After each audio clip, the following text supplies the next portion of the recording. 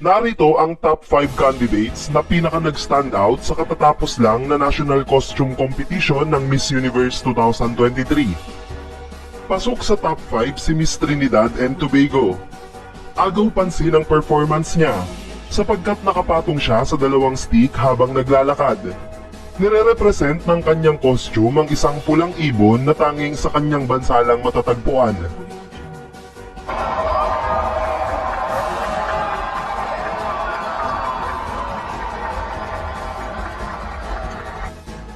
Nasa ika-4 na spot si Miss Indonesia. Ang costume niya ay nagre-represent ng laban ng masama at mabuti, pagbibigay inspirasyon at pagpapalakas ng mga kababaihang nakakaranas ng bullying.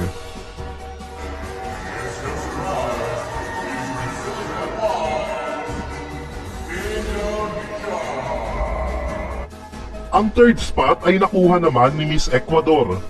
Nire-represent naman ito ang Ecuadorian Railway na ginawa pa noong 1908 at naging malaking ambag sa pag-unlad ng kanilang bansa.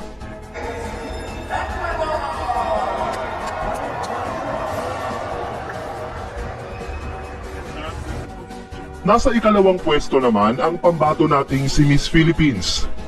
Taas noong nirepresent ni Michelle ang mga kasundaluhan natin sa Philippine Air Force bilang respeto at pagpapasalamat sa kanilang serbisyo.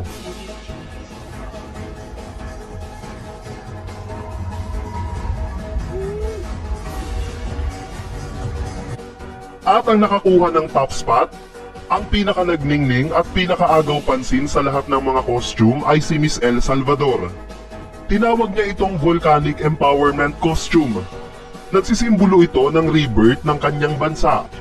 At nire-represent nito ang 196 na mga bulkan na matatagpuan sa El Salvador.